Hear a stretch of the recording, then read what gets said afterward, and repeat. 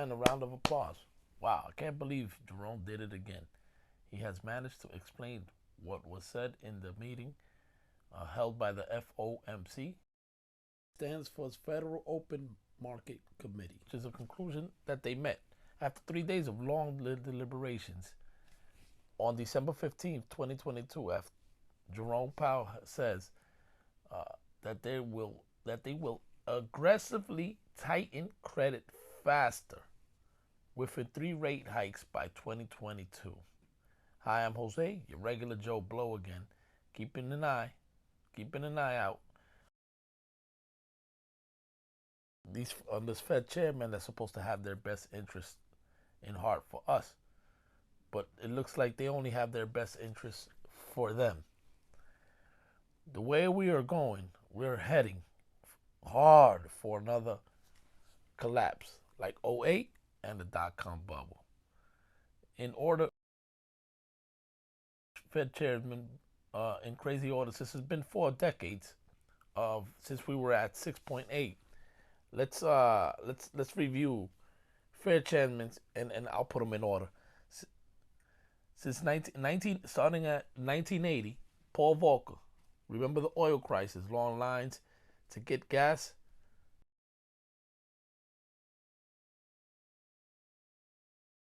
Yep, these were long lines. This is how they were getting gas back then. Alan Greenspan is the next Fed chairman to find himself in the pickle. In 2000, we had the dot-com bubble. Before this happened, it was 1999. Pure bliss. Everything was great, and everything was making money. Party like it's 1999. Indeed, they did. They did party. A lot of startups was born in this time. Many didn't make it, but a lot of gems did, such as Amazon, eBay, Priceline, to name such. Many, many more. Up next, Fed Chairman Ben Bernanke. You might remember him, who kept on reminding us that the economy was great and everything will keep going up. Everything is stable. This led to the infamous 2008 financial crisis. Right after that, we went into a big recession. Let's go down memory lane for a second. Ben, there's been a lot of talk about a housing bubble, particularly, from the Fed, from all sorts of different places. Can you give us your view as to whether or not there is a housing bubble out there? Well, unquestionably, housing prices are up quite a bit. I think it's important to note that fundamentals are also very strong. We've got a growing economy, jobs, incomes. We've got very low mortgage rates. We've got demographics supporting housing growth. We've got restricted supply in some places. So a real issue for the economy. Some say it could even cause a recession at some point. What is the worst case scenario if, in fact, we were to see prices come down substantially across the country? Well, I guess I don't buy your premise. It's a pretty unlikely possibility. We've never had a decline in house prices on a nationwide basis. So what I think is more likely is that house prices will slow, maybe stabilize, might slow consumption spending a bit. I don't think it's going to drive the economy too far from its full employment path, though. Mr. Chairman, you did not wipe out the shareholders of the largest financial institutions, did you? The big banks? Because we didn't have the tools. Now we could. The pace of home sales seems likely to remain sluggish for a time, partly as a result of some tightening in lending standards and the recent increase in mortgage interest rates. Sales should ultimately be supported by growth in income and employment, as well as by mortgage rates that, despite the recent increase, remain fairly low relative to historical norms. However, even if demand stabilizes as we expect, the pace of construction will probably fall somewhat further as builders work down the stocks of unsold new homes.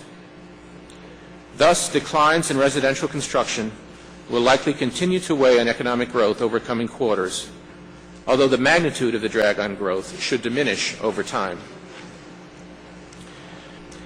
The global economy continues to be strong. Supported by solid economic growth abroad, U.S. exports should expand further in coming quarters.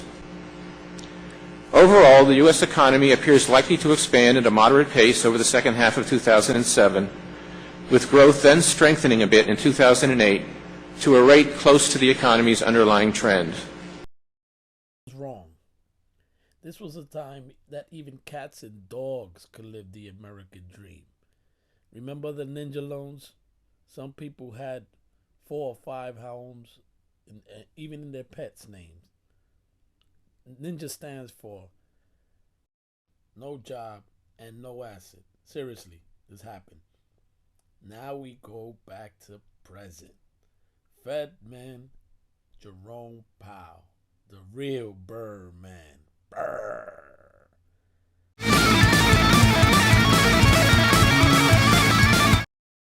He also brought us the word transitory, made temporary look kind of small, but it was transitory. The concept of transitory is really this.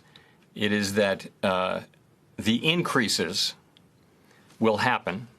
We're not saying they will reverse. That's not what transitory means. It means that the increases in prices will happen, so there will be inflation, but that the process of inflation will stop, so that there won't be further. When we think of inflation, we really think of inflation going up year upon year upon year upon year.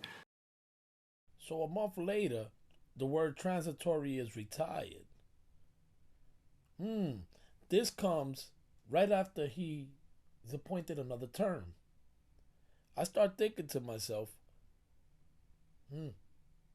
I know inflation is real. Transitory, where does this come from? That means temporary. This is not temporary. What's going on here?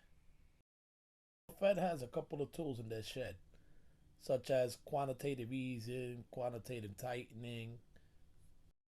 They can taper, which means they can lower interest rates or raise interest rates. So this is the conclusion. The committee said they would cut rates about half. They're at $120 billion a month.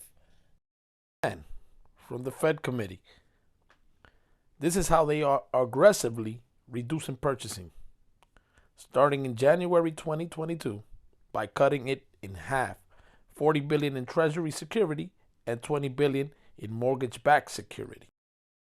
The Fed will continue this course until they are flat or zero. They will keep this balance steady by March of 2022. Then after they meet these goals, then they will taper, which means they will lift interest rates in 3 timelines all through 2022. This is what the chart looks like. This is what they want to do. A quote from Mark Twain says, "History does not repeat itself, but it truly rhymes." Thank you, everybody. See you guys in the next video. Take care. Stay free.